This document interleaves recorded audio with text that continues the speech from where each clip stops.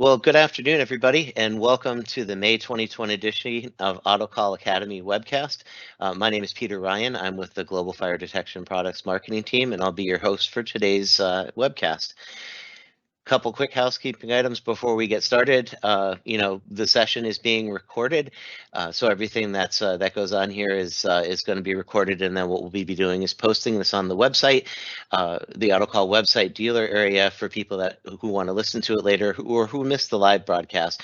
So if you have any issues with being recorded, we'd ask that you drop off now, and then you can you can go ahead and listen to the replay later. So for today's session, we have a little bit of abbreviated agenda. We're going to do an hour today, and we expect the presentations to take about 40 to 45 minutes, and we'll have plenty of time for Q&As afterwards. As always with the Autocall Academy sessions, you can ask your questions in the Q&A window at any time during it through the keyboard, and we'll be monitoring those and publishing those and answering those as we go ahead. And then at the end, we'll have the open forum Q&A, and we'll answer those. We have room for further discussion, and we can explore these topics and any other detail that you may need. So first up today, we'll be talking about the XAD remote duct detector with Anil Kanjawar. This is newly launched for the Autocall channel and is a great solution when you need remote duct detection or when you have areas that are really hard to reach. Then Bill Mills has joined us to talk about some great additions to the Max Value program. And then I'll cover the relaunch of the TrueStart 2 instrument. And I'll also be here with Aaron to give you a quick update on marketing. And then we'll wrap up with Brian Scheifele in the training update, and then we'll do the Q&A. So without any further ado, let's jump into the XAD remote duct detection. Anil, you're up. Alrighty, thanks, Peter. Good afternoon, everyone. Thanks for joining. Thanks for your time. So we're pretty close to launching the XAD remote duct detection. We've been, I'm sure a lot of you have been asking me, asking your regional sales manager, when is this coming? So we're pretty close to launching this. We're at a point to talk about it now, and this is why I'm here. So so can you get the next slide? So where are the duct detectors? Why do you need duct detection, right? So this is probably a recap for a lot of you, but very high level, this is used to in smoke control applications. So the duct detector detects smoke in ducts, and with the presence of smoke, it can shut down the air handling units. That will prevent smoke propagation through the building. And also the duct detector can activate any smoke dampers on any pressurization systems. One thing to note though, right, the duct detector does not replace open area detection. So duct detector is not a life safety application, a duct detection. And where is duct detectors used? They are typically in a very difficult to access ductworks. You can see in that pictorial there is that lift. You need a lift to get there. They're in big box stores, manufacturing facilities, commercial buildings, government buildings, hospitals, basically anywhere you need HVAC systems, right? Entertainment venues. Next slide. I think it goes through a couple of clicks, Peter. So yeah. So where are these installed, right? I think they are installed, as you see here. It's one more click. So the traditional duct detectors are mounted and typically are mounted in difficult to access locations. You think about this up 30 feet, 40 feet up in the air. Now it's installed up while, during the first install. Somebody has come in, put some other equipment around it, and you can't really get to it. You can't even see it sometimes. So they're typically mounted in a very difficult to access locations. So what happens if you can't access them? That means you're not really maintaining them, and they could be a big cause of false alarms. Next slide. So our solution is an XAD detector. So XAD is we're working jointly with the aspirating detector manufacturer Xralis to create the solution. Like a traditional duct detector, you have sampling tubes that go into the duct, but instead of mounting the duct housing with a smoke detector on the duct, now you take that duct housing with the smoke detector at a floor level, an easily accessible level. And then inside this housing, there is an aspirator which basically samples that air from the duct and brings it into the smoke detector. So you can install the duct detector up to 50 feet with flexible tubing from where the duct penetrations are, or up to 80 feet with rigid tubing. And then in this illustration, we're showing a flexible tube. You can see a sampling probe, which is an inlet probe and an exhaust probe, and running down to up to 50 feet with flexible tubing. Part of X80 assembly is something called a water trap. So which basically is an assembly, a pipe assembly, which can capture water before it gets into the duct housing. Typically, when the ducts are mounted outside, you would have some condensation which would come through the sampling. You don't want that condensation to get into the duct, the electronics of the duct detector. So there is an optional water trap that can be installed before it gets into the duct housing. Next slide. So in that same illustration, right, where you had this duct detector mounting it in a very difficult to access location, you bring that X80 down to a floor level where you can easily access it for servicing, for testing, for any maintenance. You want to change the head, maybe clean out the head, you can do it at an easily accessible location. Also, the testing, the functional testing, you can actually inject the smoke right at the duct detector. You don't have to get up to the sampling probe. You can inject smoke. There is a smoke port at the floor level that you can verify that functionally that smoke detector is working. And one more thing to note, right? Because this is active air sampling, so you don't need to do any differential pressure testing that's required on duct detectors, right? Because it's actively air sampled, so it's constantly supervised. So we know at any point in time that the duct housing is sampling the air from the duct, because the X80 does provide a low flow trouble if there is a low flow. So if there is either the sampling tube is blocked, or maybe the tube is cut, you would have a flow trouble at the X80, which would then be communicated back over IDNet as a trouble. Next slide, Peter. So again, what are the key benefits of X80? It's the remote access makes servicing easier, built-in airflow monitoring, which I just mentioned. It does function at a wider flow range from 0 to 4,000 feet per minute.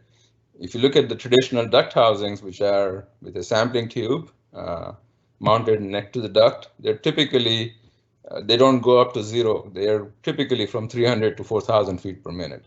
So there is a wider flow range with an X80. And obviously, the reduced total lifecycle cost for the customer, there's less disruption to business. It eliminates all the lift rentals to do their annual testing. Reduces that fire brigade fines for unnecessary alarm response, and then reduce that unplanned downtime. Think about if this is installed in a manufacturing facility, and if you're evacuating the building and disrupting the operation, right? And there is a significant savings. We've done some analysis, life cycle cost analysis, a significant savings over 5 years time period. And there's some other applications of X80 which are not discussed here, such as areas where you require unobtrusive detection. So, for example, in museums or prisons or ornate buildings with ornate architecture that you don't want to make holes in that in a wall, or a pretty architecture, you don't want to disrupt it. Other restricted open areas, so such as maybe transformer wards, machine rooms, elevator shafts, MRI rooms. Those are some other applications of X80 as well. So in addition to the duct detection, there's open area detection is another potential application for X80. So excited to finally release X80. Stay tuned for the product launch announcement, which Peter and I will send out shortly. And with that, I'm going to hand it over to, is it Bill? Yeah, no, I just wanted to, before Bill, I just wanted to step in here quickly. Yeah, sure. I wanted to wait a couple seconds just to give everybody a chance to get on the attendees. But one thing I did want to mention before Bill goes into max value is that as of Monday, we have released the ES touchscreen display.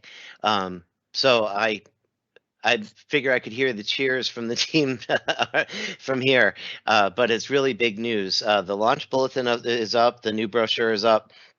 The website has been updated to have all of the copy and the new imagery reflecting the new touchscreen display. And the sales presentation for you to refer to is already up as well. So that did launch on schedule. The reason we didn't cover that here today in detail is because we did it last month with the session there, which is recorded. And what I figured we'd do is when we go into the June session, we'll hit it again just to make sure that everybody has a chance to, digest it and then talk to us about it during the next session. But it is up, it is ready to go.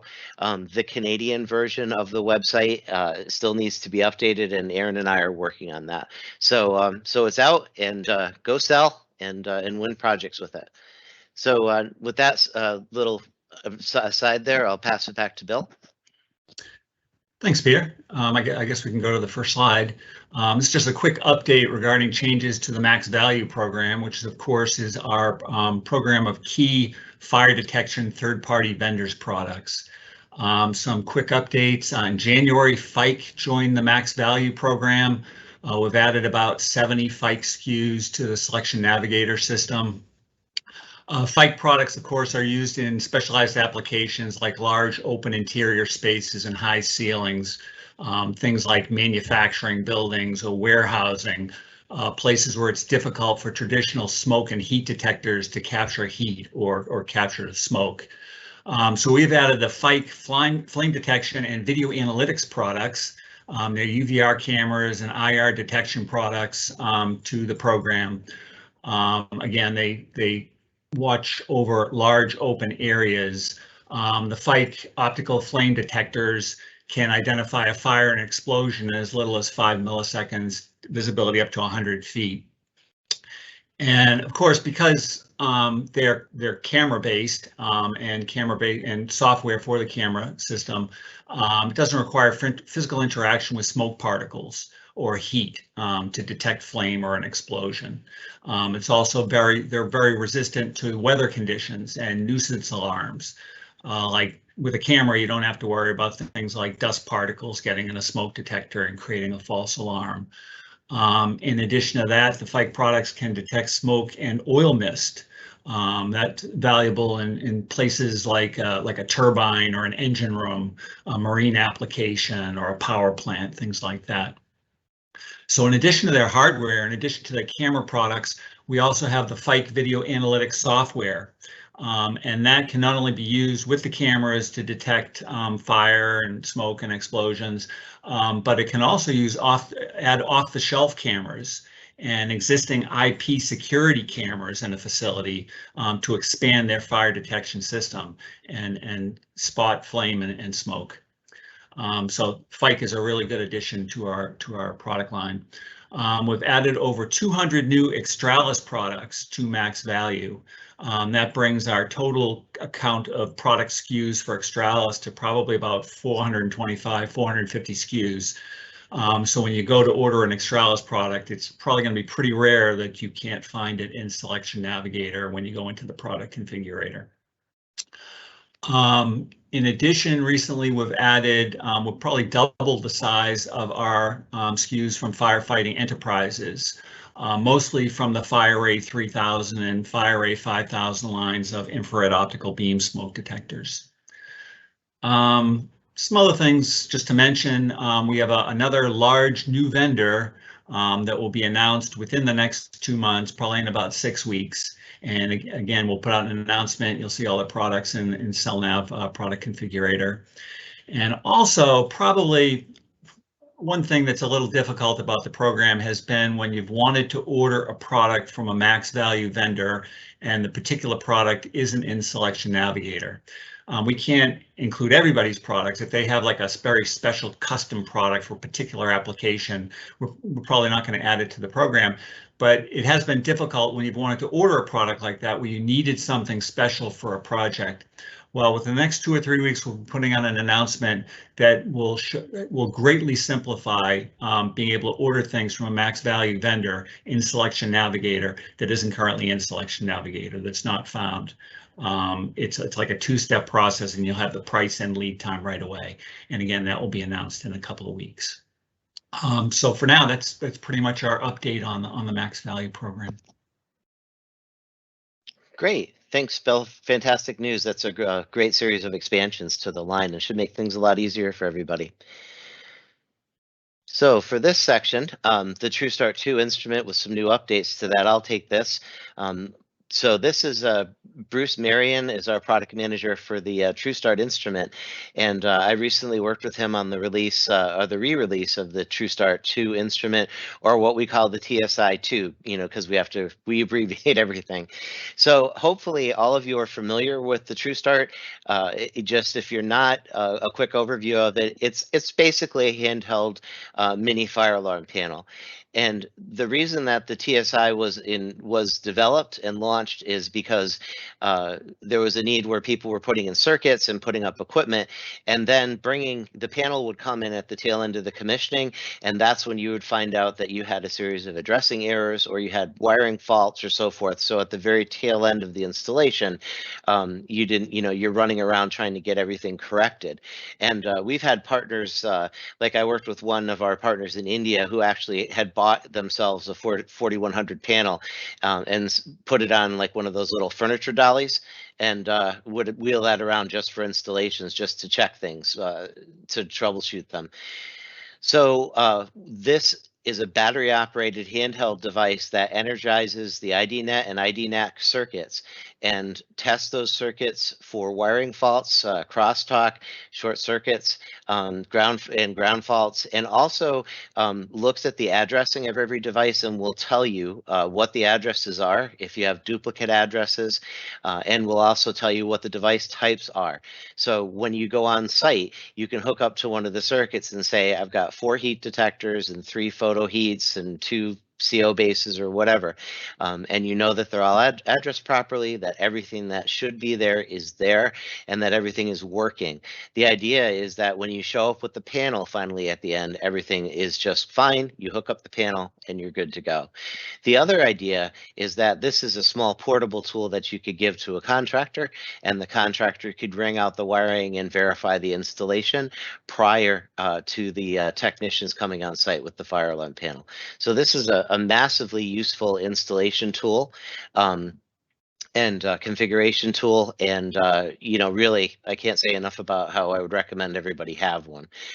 This is just a little bit of a graphic illustration here showing that you have the IDNAC and the IDNet, and that the TrueStart is able to hook to these things, energize them, and check all sorts of different devices. So the TrueStart instrument, it was off production for a while because of some issues with component supply. Getting components and things going obsolete is a constant challenge, especially in the COVID world now. And we announced a few, I think last week it was, but we announced with Bruce that this equipment is back online. We're manufacturing again, and we can produce it. So Brian, I want to put you on the spot a little bit here, and to talk to this last piece and the new tool that you developed that goes along with the TSI. Hey, Peter, sure, I'd be happy to. So the TrueStart 2 also has with it some data analyzer software. So this is an important component that goes with the tool itself, because once you take the wires and you ring them out and the tool goes and finds all the addresses, all that information goes into a report. And so what we do is we pull those reports and bring them onto a laptop so that yourself or a subcontractor would be able to print those out. And on those lists would be all of those IDNAC or IDNet devices, their addresses, their status, and whether they're working or not. So it's a great way for a subcontractor to prove, to Peter's point earlier, that they are ready for that final installation of the panel. And so the reports is a great thing. And so Peter, if you could just jump to the next slide for me. Oh, I'm sorry. Oh, yeah, never mind. I'm okay. Sorry. I know you had a slide there. I must have missed it. That's okay. No problem. So So we've received a lot of feedback from people who do programming for these the ES panels, and that it's somewhat different from some of the products that they've worked on in the past. So we've developed a little tool that will take the reports that come from this TrueStart data analyzer tool, and then put those into a format, into a CSV file, where you would be able to take those and import them into the programmer, so that each individual point doesn't have to be added one at a time. It could be done by channel, and it could be done in multiple channels. So whether it's a simple 4007 with a single channel of IDNet and IDNAC, to multiple 4100 ES nodes, and so on and so forth. It really has the capability to do that. That software, that little import tool, is on the website for you to find, and I think you should download it, and the directions with it are pretty simple to use, and hopefully it's designed to save you some labor on those installations. So instead of putting one point in at a time, if it's being done on the job, use the tool, pull the data down, import it directly into the programmer from the tool. You save yourself a lot of time and money. So Peter, with that, I'll send it back to you. Thanks, Brian. Yeah, that was a really nice enhancement that your team came up with, and that was all in response to feedback you heard from the technicians during the training classes that you conduct, correct? Yeah, Peter, that's true. So technicians would come to class, they would have competitive experience, and many of them had many years of competitive experience, where you could just walk up to a panel, push a few buttons, and have a default program that it works, and then only really be required to change some labels or so that it was a fairly simple operation. And then when they come here, it's a little bit more complex, because we do require some other detail work that gets done. And so this bridges that gap from where a learner who has experience with those other systems can actually have somewhat of the same experience by using this tool, by doing an import, a simple import. Right, and hey, if you already have all the data read in the TSI, why not use it instead of having to re-key it and re-enter everything? So that's exactly right. You're right. So it's a really nice plus. Thank you for that very much. Thank you. So now we'll take a. Let's see here. I'm trying to get the slide to go to the next slide, and we'll take a little digression here into the marketing team. And ooh, this isn't nice. Upgraded to Office 365. There we go. Okay, so now we'll take a couple minutes here, and we'll talk about some of the updates in the marketing team and some of the things that Aaron and I have been up to especially in response to some of the conversations we had over the last Autocall partner seminar. So a few of the website updates I wanted to hit. One of the things that we heard was that the partner map was difficult to use, that when a customer or prospect would come onto the site and try to locate a partner, they got this big map with like all these push pins on it, and it was just difficult to sort through. It was ugly. And especially as we add global distribution, the map gets bigger and the number of pins gets more congested. So what we did is we added a few things to it first, and I know we've talked about this before. We added the list option, so you can put things in by zip code and county and state. In province if you're in Canada, and we've also added the minority, women, and veteran-owned flags, so you could sort and search by those locations. What we just added recently was geolocation, where now when you visit the site looks at where your URL is, where your IP address is coming from, rather, and it automatically zooms into that location and tries to give you a more concise picture. So for my location coming in from Massachusetts, you can see on the screen there that the map is sort of auto-centered on Massachusetts. So if it's going to pick up where it thinks you are based on your ISP, and it's going to focus you in. Of course, you can certainly back out, and you can you can extend that range and look further out, but it's going to try to make it decluttered for you to begin with.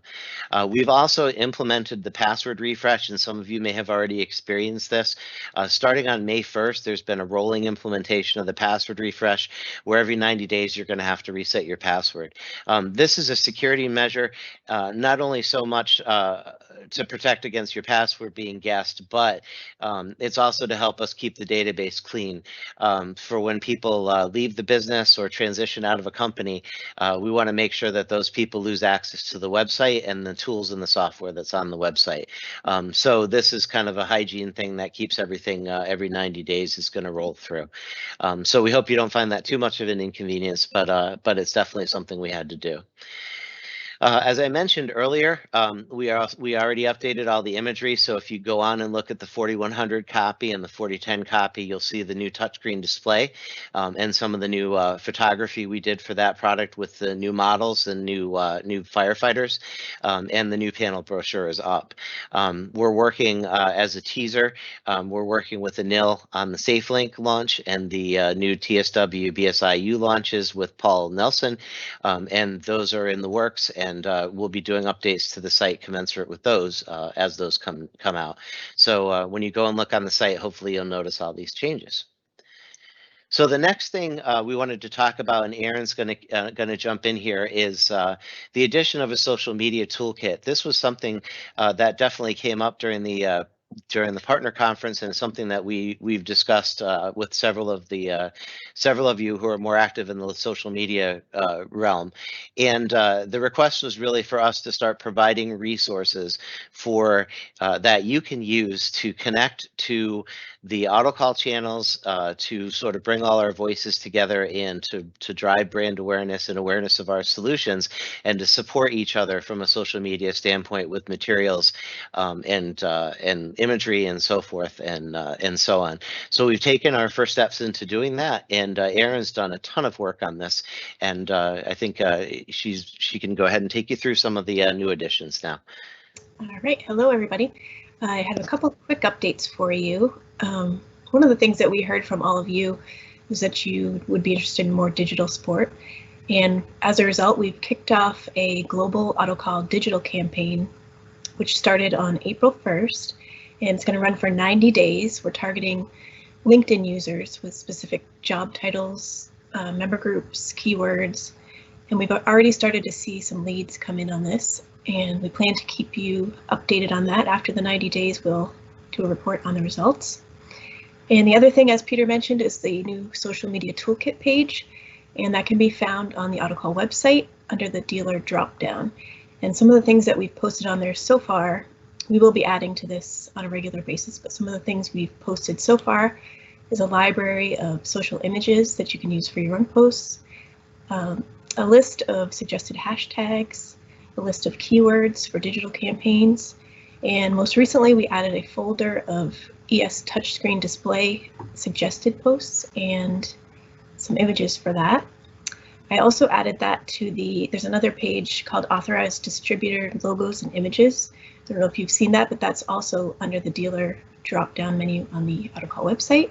And I've added a folder of ES touchscreen display images there for you to use as well. As Peter mentioned, we just did a photo shoot and have a lot of new images that we'll be sharing. And I think that's about it. Anything else to add, Peter? No, I think that's great, Aaron.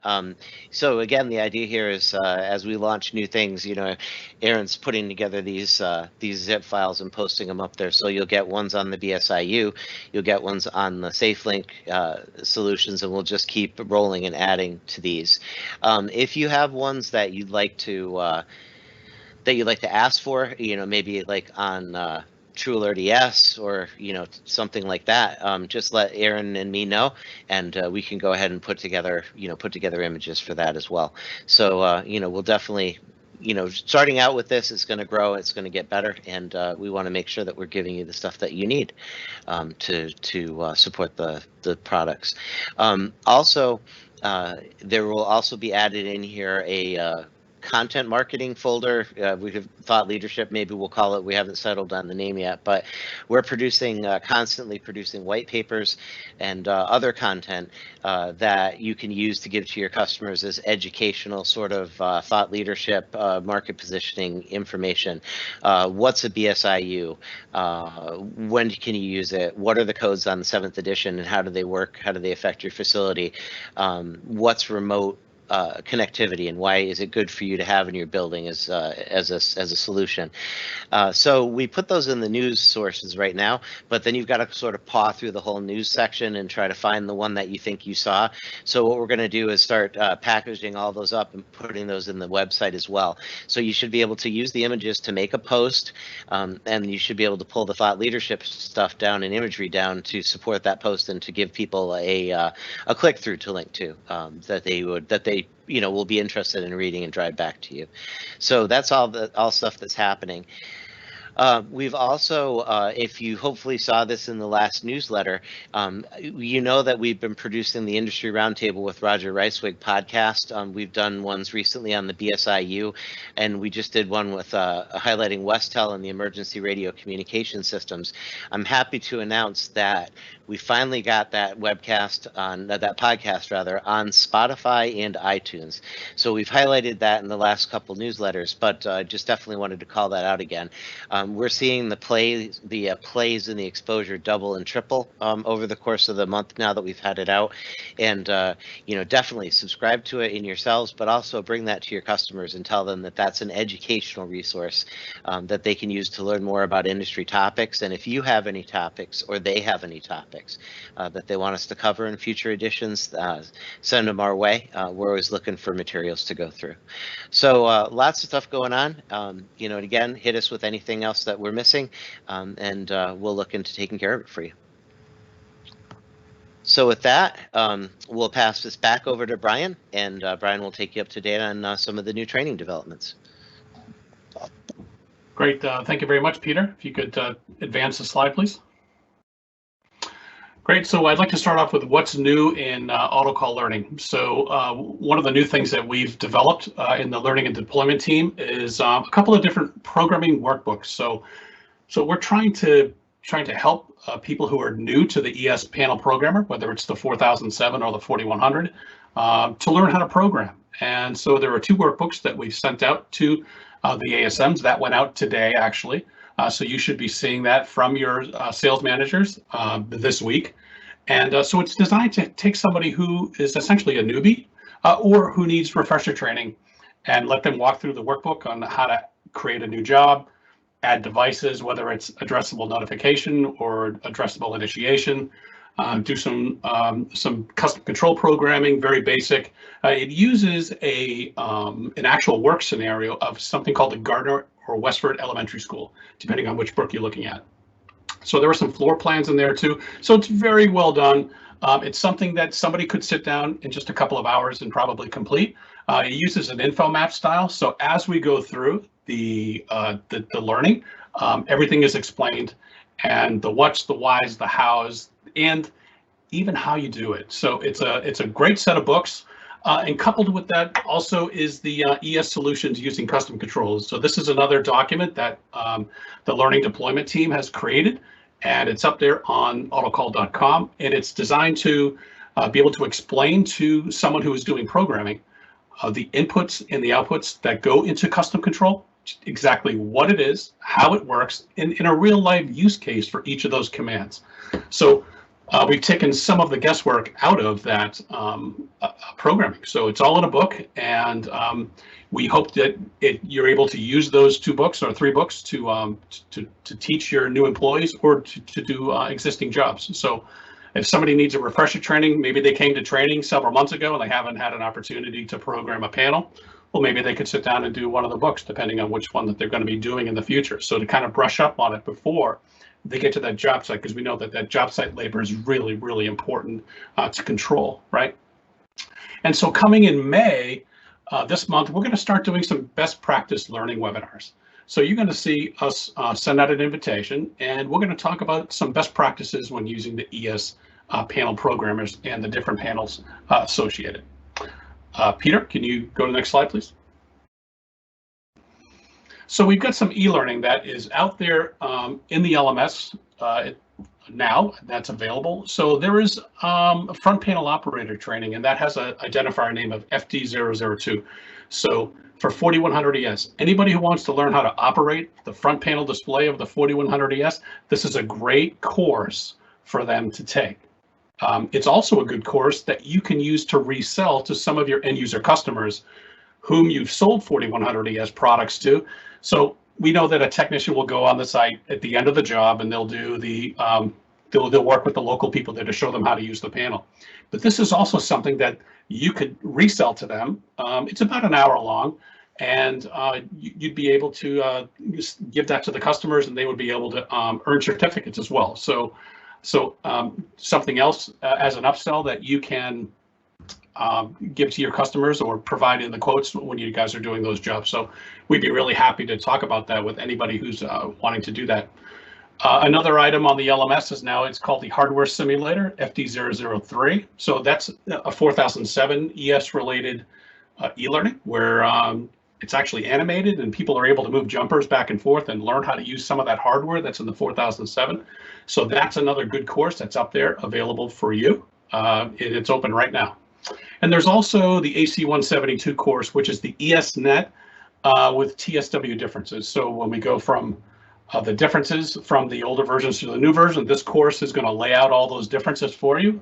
As you know, when we do our releases, there tends to be a lot of feature or function changes. And so we've captured all those into a course so that you'd be able to get them all at the same time. So some other things that are on the docket for FY21, we're looking at operator training for the TrueSight workstation. Clearly, it's either an enunciator or a graphic enunciator, and it's customized, of course. So, so that training, we're really looking forward to launching that at some point in this fiscal year. There's going to be sales training on advanced configurations through the sales team, and that's through Brad Lynch and his team. And there'll also be some more NPI. So we're bringing more of the features and functions of new products that are being introduced by on the Autocall side into our classrooms. And so some of the things that you've heard today or in the last month of new products, they're all going to make it into the classroom, or most of them. So we're really excited to be able to do that. And so the development team up in Milwaukee is very busy putting all that stuff together for us. And they do a really, really good job. Lastly, here on this slide, we do have a training catalog. So this is something that we update. We try to update quarterly. We've got some new stuff to put in it already because we've got new solutions coming to you versus for training on the LMS and the different things that we have to offer. So there is a new training catalog. It's on autocall.com, and there's a lot more information in there. So I would encourage you to get out there to autocall.com to that training catalog and download it. So Peter, next slide, please. That's great. So I can speak to the virtual sales training that we have. So as you know, our training is not in a classroom at the moment. So we're still supporting virtual training classes. And so there are several different versions of that. We talk about application fundamentals for 4007, 4010 ES, and we also move into the 4100 ES realm as well. So there are two different courses, the AC440 and the AC441. So as you know that there are some sales tools that you folks are working with. We do train on the Selection Navigator.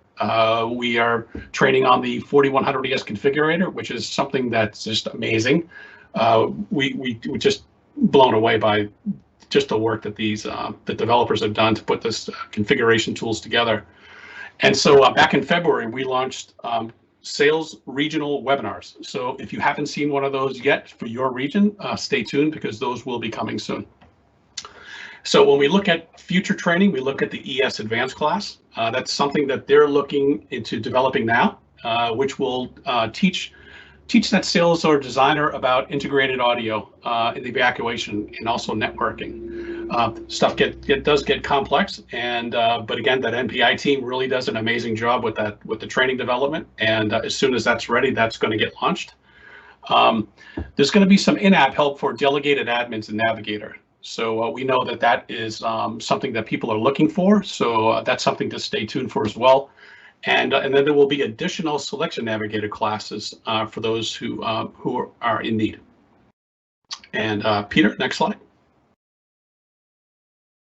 So on the technical training side, we have several offerings now. So currently we are not in the classroom, but we do have our virtual training, which really does still allow a technician or an installer to complete the competencies by connecting to that fire panel remotely that's in our classroom. So you can picture this, as you can see in the picture, a bunch of laptops on a table, the fire panels are in the background, and then there's a trainer in there, and everybody's got a name on a laptop, and then there's a camera so we can see them all. And it's just an amazing transition where we went from an idea to a real live situation where we can continue to truly serve your technical training needs. So when you look at what we have on for available training, the one that sticks out here is the one on the top, the premium version of 4070S, which is an on-site mobile programming course. So the 204M is something that is a premium offering. So if you could buy seats for that particular class, and what happens is once you buy those seats, we will ship a panel to you, and we will have your class remotely with the panel in your business. And if you want a trainer to come along with it, well, we can do that too. Of course, there's an extra cost for that, but it's something that we can support. So we can do that on site, or we will do that virtually with the panel in your business place. And then we have the AC205, which is the 4007 and the 4010 ES programming, 4100 ES service and programming, ESNet, and TSW. So we're super happy about the way things are going. We're looking forward to getting people back in the classroom, and hopefully we can get that done soon. Things are looking up. So and with that, Peter, I don't think there's any other slides, so I'll send it back to you. Hey, Peter, can I hop in for a quick second here? I just want to piggyback off what Brian said. Absolutely. And sorry to interrupt. So, hey, team, Evan Bombino. Just want to add to what Brian said. So Brian's team is really doing an awesome job to make sure that you and all of your staff are getting the training needs desired. And we just wanted to add to that. So you'll remember when the pandemic first hit us, and our in-person training, our only option was in-person training, was quickly morphed into a virtual training and a mobile training. So what we'll have coming out to you, we ask that you work with your ASMs. We'll have a special offer from now to the end of the year, like we did at that time when the pandemic hit. And it's really to make sure that you're prepared as we come into the back half of our fiscal year, and some of the global shortages that we know are amongst us, not just in the fire industry, but for electronics globally. As we get past that, we know that your people need to be trained up and ready. So we'll have an offering that will be 3 offerings, just like last time, to solidify a few seats within mobile training. And for that, we will give you discount off future purchases. So please reach out to your ASMs, your area sales managers. They'll be able to guide you through it. And those PIDs will be live and active within Selection Navigator, just like they were last time. Thanks.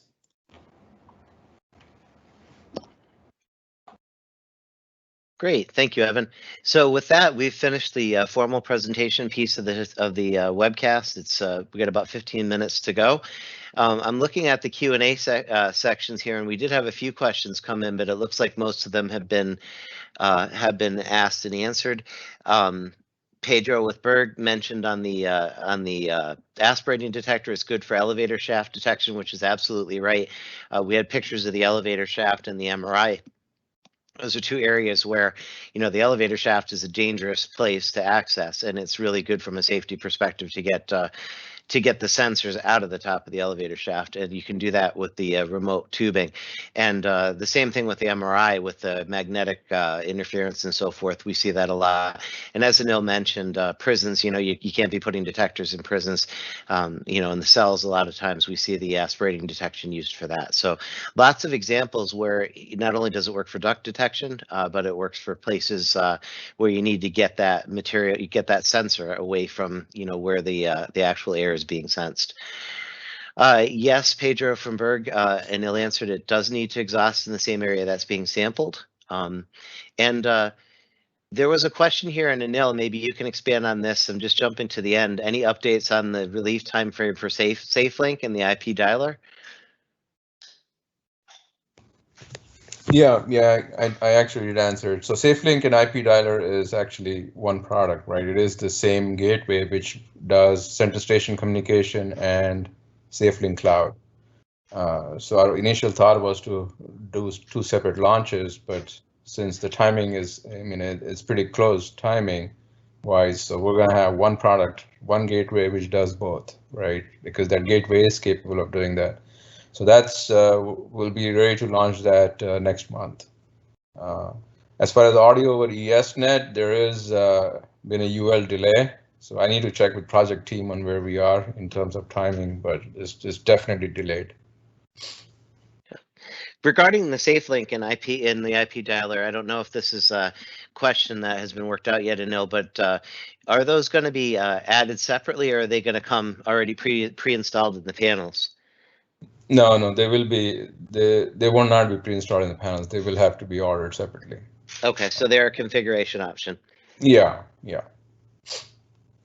Okay, great. If anyone has any questions, please pop them in now, and we'll get to them. Otherwise, if we don't have any other questions, we can wrap up, and we can get back together in about a month. It sounds like we're going to have some really great things to talk about next month too, with especially with a lot of Navigator enhancements, Aaron. That's Evan, rather, that seem to be on the tap.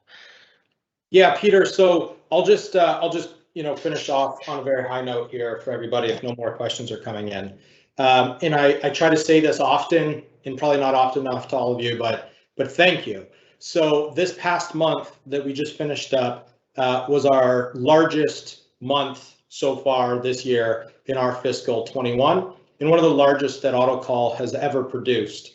And our backlog, we call it backlog, but our secured sales that we need to ship out to you is also at an all-time high.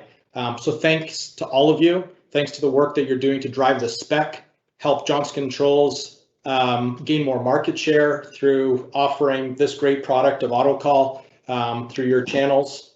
So we appreciate everything you do. Please be vocal, please be transparent, and share with us any thoughts, comments that you have on how we're operating, what we can do to improve, what do we keep doing, what do we stop doing. I think by now you all have a direct line to communicate with me, whether it's email or phone call, or really anybody that you've heard on this call, your ASMs, anybody that flies this banner, we're here to help you. So thank you. Keep Fantastic. doing what you're doing. We're impressed. Thanks, Evan. That's hugely great news. The other thing to bring up along those lines is we recently did the customer satisfaction survey, the channel survey, and a lot of the people on this call probably had a chance to put their input into that. We should be getting the results back from that survey in the next few weeks, and be able to look through what the feedback was and what actions we're taking in areas that we're going to be looking into. Okay. There are two questions here, and again, Evan, maybe this is one for you. As a final one, it looks like, are there any plans to get a Buy American FACP? It looks like we can get Buy American field devices, but not configured FACPs to Buy American.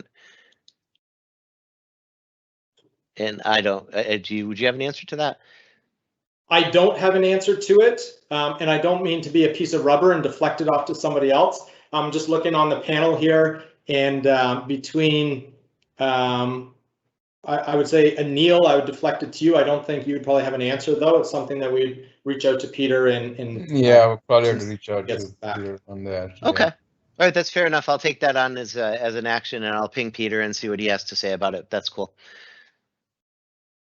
All right, very good. Well, we don't have any other questions coming in, so I think this is a wrap for this session. Be on the lookout for some great launches coming up in the next few weeks, and also your invitation to the June session, where we'll be covering those launches and also the new enhancements to Navigator. Thank you all. Have a fantastic and safe day.